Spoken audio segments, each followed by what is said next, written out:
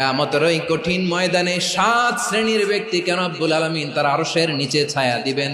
তার মধ্যে প্রথম শ্রেণীর ব্যক্তি হলো ইমামুন আদিল, যে ইনসাফের সাথে বিচার করে, যে জাস্টিস সমাজে সার্ভ করে, যে সুশাসন নিশ্চিত করে, ওই ইমামুন আদিল। আদিল শব্দটা বুঝছেন না? ইন্নাল্লাহা ইয়া'মুরু বিল আদল, পাইছেন?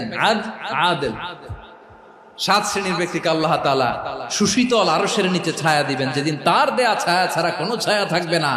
এর প্রথম হচ্ছে ইমামুন আদিল, ন্যায়পরায়ণ শাসক। চিল্লায় বলেন সুবহানাল্লাহ।